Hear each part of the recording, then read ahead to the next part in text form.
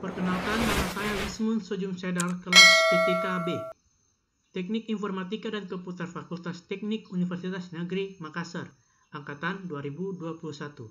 Di sini, saya akan mempresentasikan mata kuliah organisasi dan arsitektur komputer. Ya, baik, selanjutnya. Di sini saya mempresentasikan yaitu arsitektur sistem memori yang terdapat 8 subbab. Yang pertama, teknologi dan biaya sistem memori. Kedua, organisasi memori. Ketiga, jenis memori. Keempat, sistem memori utama. Kelima, relokasi program dan proteksi memori. Keenam, memori cache. Yang ketujuh, memori virtual. Kedelapan, masalah desain memori. Ya, yang pertama, teknologi dan biaya sistem memori. Ada dua teknologi yang mendominasi industri memori sentral dan memori utama, yaitu yang pertama, memori magnetic core tahun 1960. Sel penyimpanan yang ada dalam memori inti dibuat dari elemen besi yang berbentuk donat yang disebut magnetic core atau inti magnetis atau hanya disebut core. Yang kedua, memori solid state. CPU menggunakan teknologi vacuum tube atau tabung hampa udara dan menjalankan aritmetika desimal.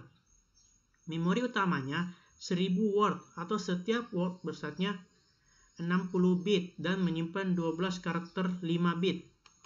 Baik, yang kedua, organisasi memori.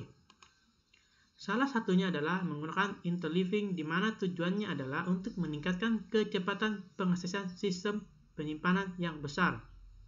Sistem penyimpanan yang besar terdiri atas beberapa bank memori independen yang diakses oleh CPU dan peralatan I/O melalui pengontrolan port memori.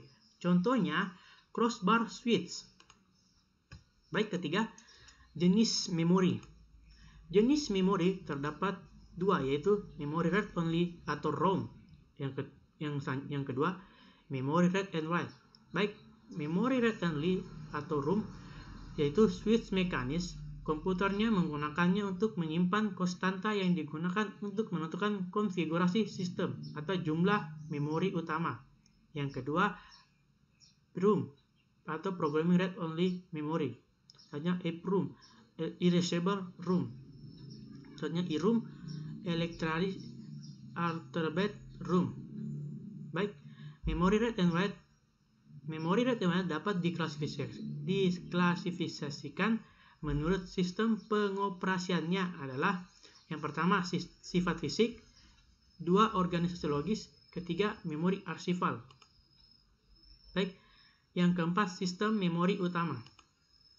Tahun 1960-an, para programmer mengembangkan sistem pengoperasian multiprogramming yang memanfaatkan atau menggunakan memori utama yang sangat besar. Komputer yang mempunyai satu sistem memori utama dikatakan mempunyai on-level storage system atau sistem penyimpanan tingkat 1. Komputer yang mempunyai memori virtual menggunakan multi-level storage system atau sistem penyimpanan bertingkat.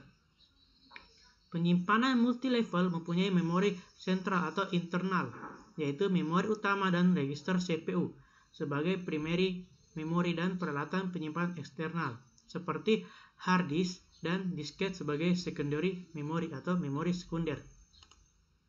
Baik, kelima, relokasi program dan proteksi memori. Multiprogramming adalah cara yang tepat untuk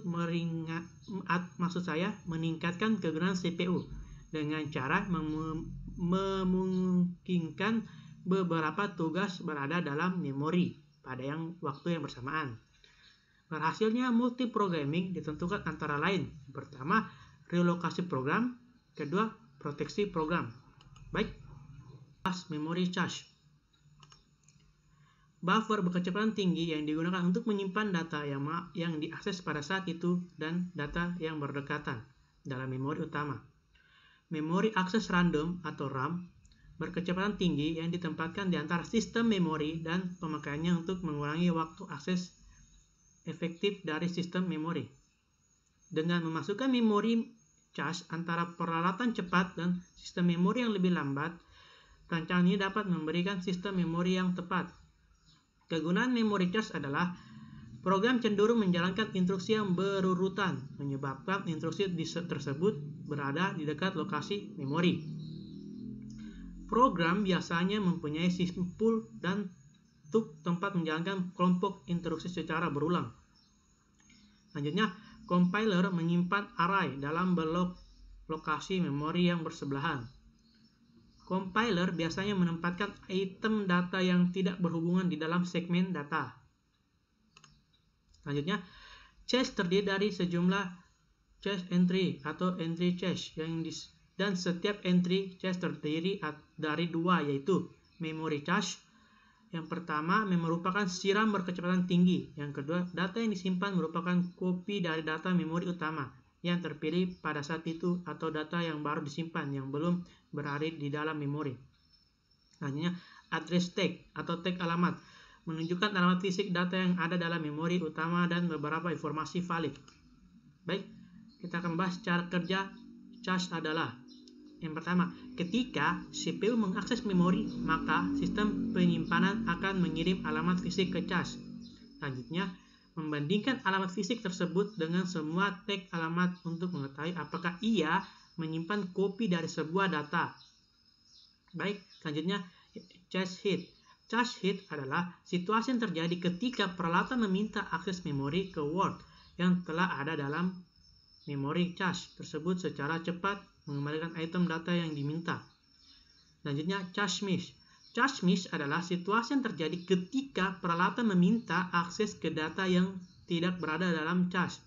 Cache akan menjemput item tersebut dari memori, di mana hal ini membutuhkan waktu yang lebih lama dari cache hit.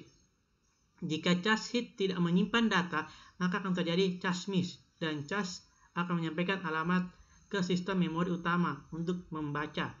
Jika data yang dating dari memori utama, maka CPU atau cache akan menyimpan kopinya dengan diberi tag alamat cache yang tepat.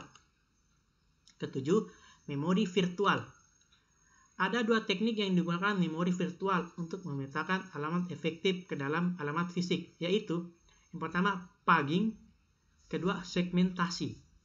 Perbedaan pugging dengan segmentasi adalah pugging berorientasi pada hardware dan segmentasi pada struktur logis dari suatu program. Segmentasi cenderung jauh lebih besar daripada pugging. Segmentasi mempunyai jangkauan ukuran page, dan page-nya hanya mempunyai satu ukuran tertentu untuk satu sistem tertentu. Dalam segmentasi, seluruh program tidak perlu dibuat sebagai modul tunggal untuk disisihkan ke dalam memori sebagai sebuah unit. Dalam segmentasi, alamat logis mempunyai dua bagian, yaitu segment number dan byte of flash. Baik, yang ke-8 yaitu masalah desain memori. Baik, selanjutnya kita akan membahas masalah desain memori.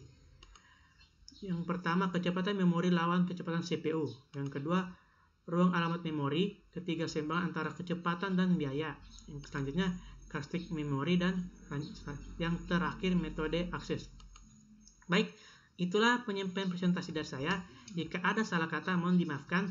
Dan jika ada yang atau kurang dimengerti, silakan komentar di bawah.